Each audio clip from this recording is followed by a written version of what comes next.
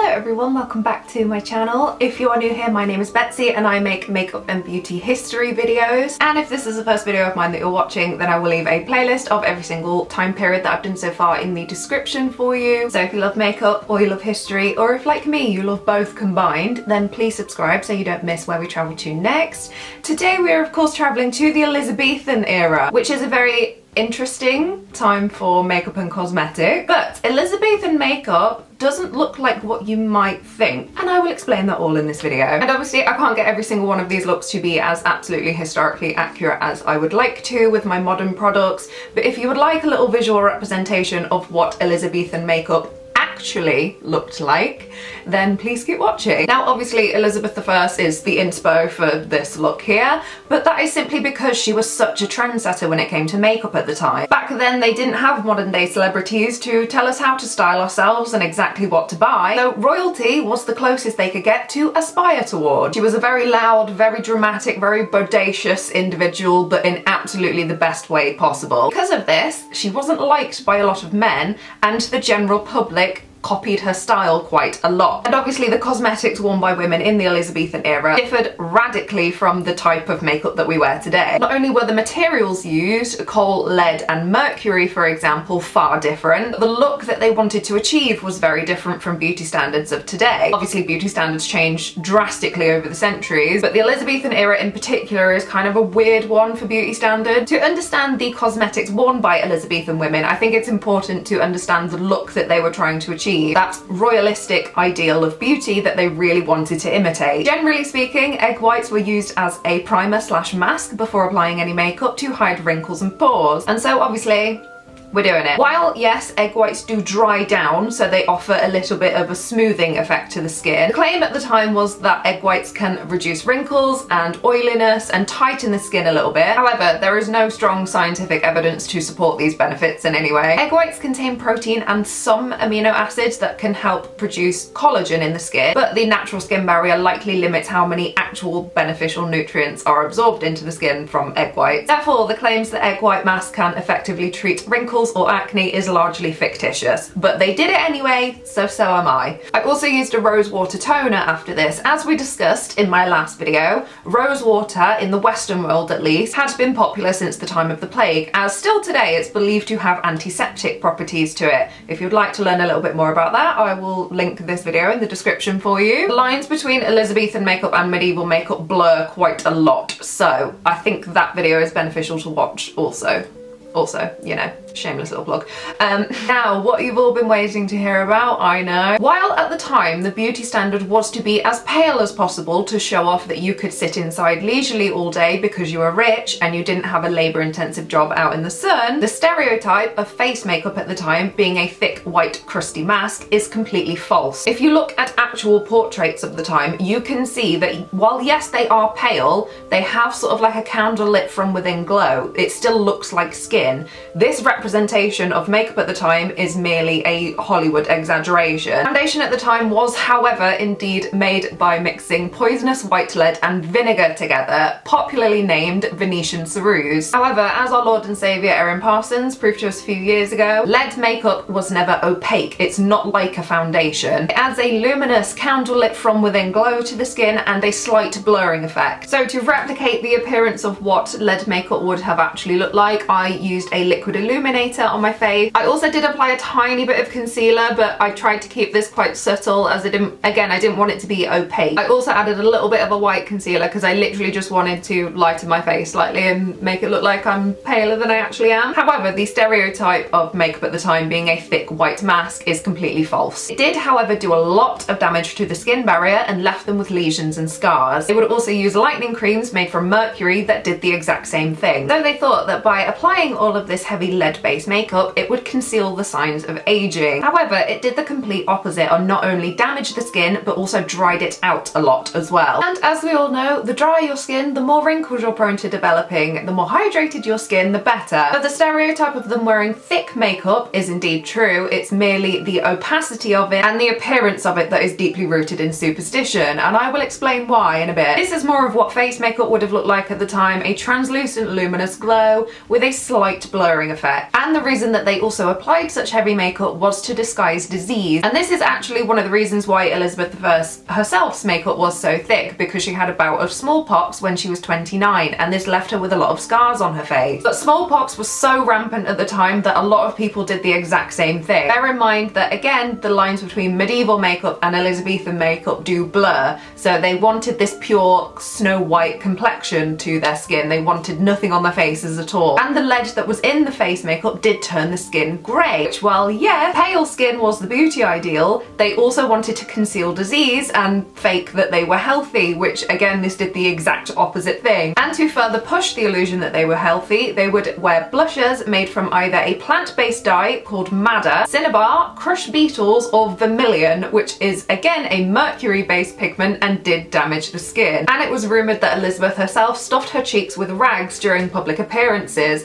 because her teeth were so rotten and she had lost so many that her cheeks had sunken in. The blusher was applied in a wide oval shape sweeping up the cheekbones. However, the emphasis was on this area here. Again, if you look at a lot of portraits from this time, they have this sort of like angelic, like pointy shape kind of going on here. Did I explain that right? I don't know. However, I personally think a lot like the base makeup, this blusher application wouldn't have been as crazy as Hollywood has led us to believe. So after I applied the blush, I did just buff over it with a bit more of that powder brush that I used as well, just to make it look a little bit more natural. And in order to accentuate the look I wanted to go for, I did try and replicate the shape of Elizabeth I's lips in a lot of portraits that were painted of her from the time. She was described as having very thin lips, and obviously she was the trendsetter of the time. So thin lips like this would have more than likely been desirable, and they would have used the same pigment that they used on the cheeks to achieve this. For the eyes, generally speaking, they would use a kohl to rim their tight line. As they believe, the brighter and bigger your eyes were, the more, am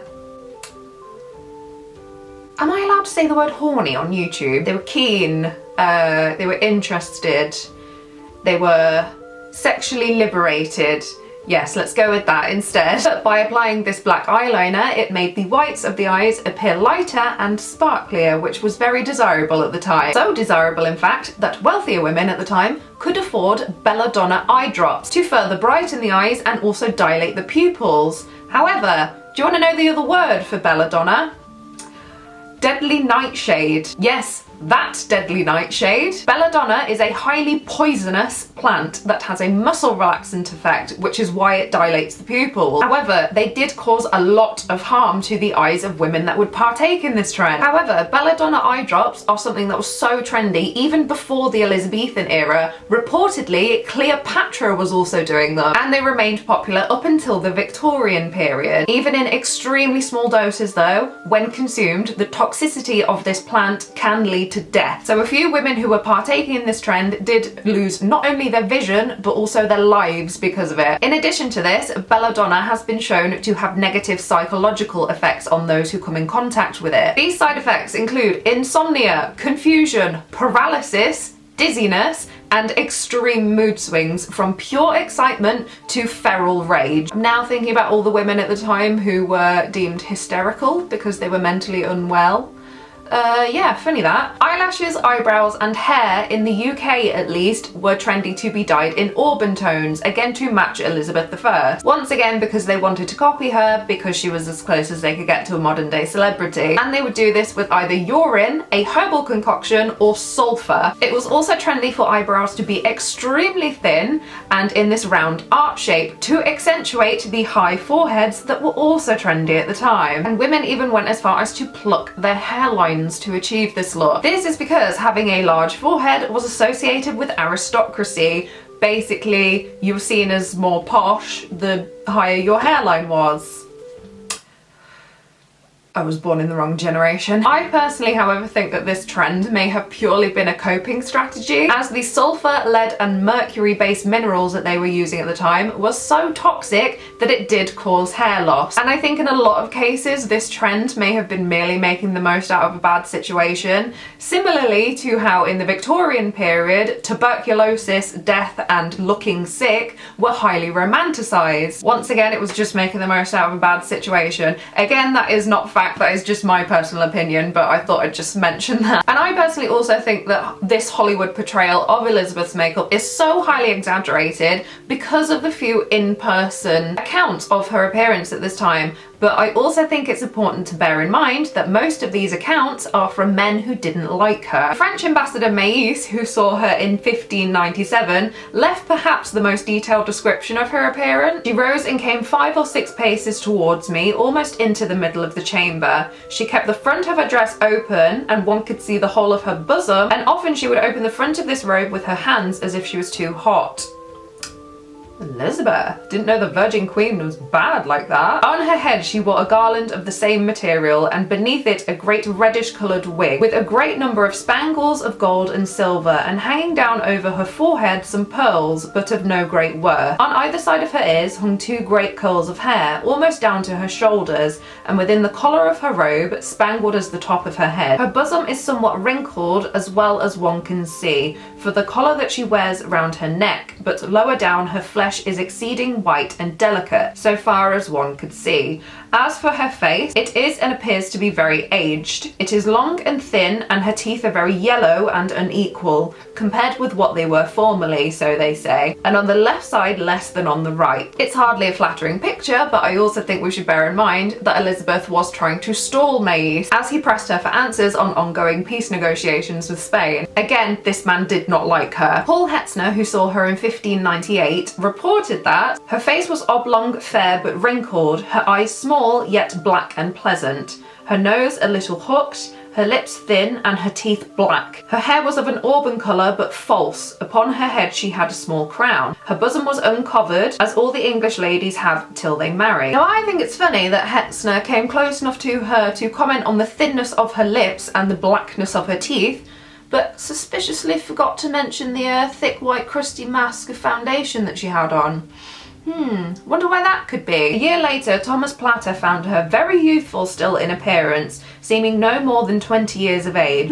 Yeah, again, funny that. Quite possibly the most popular account of her appearance came from Jesuit Father Rivers, claiming that she painted her face, neck and breast this ghostly white. This man didn't even meet her in person. His account was merely hearsay, a rumour that he claimed was his own account and lied about. I personally again think that the cosmetics of the time would have leaned more towards the general medieval standard of beauty, with the emphasis on natural, pure, clean looking skin. This exaggeration of cosmetics at the time was merely fueled by hatred for Elizabeth herself. But thank you very much for watching. I really hope you enjoyed. I hope you found this interesting as well. I've been so excited to film this video in particular for so long, because I just couldn't wait to be like, the makeup wasn't white. Mic drop. Let me know if you knew this already. I'm assuming a lot of people that watch my videos will also watch Erin Parsons, because she's basically the godmother of makeup history on YouTube. But if you did find this interesting, then please let me know. Please leave me a comment, and also let me know what time period you are most excited to see me do next. I've said before I'm going to try and go in semi-chronological order for this, so I might do 18th century makeup next, which again didn't quite look how Hollywood portrays it, so that will also be quite fun. Please subscribe as well so you don't miss where we travel to next, and yeah, thank you for watching, and hopefully I'll see you in my next video as well. Bye!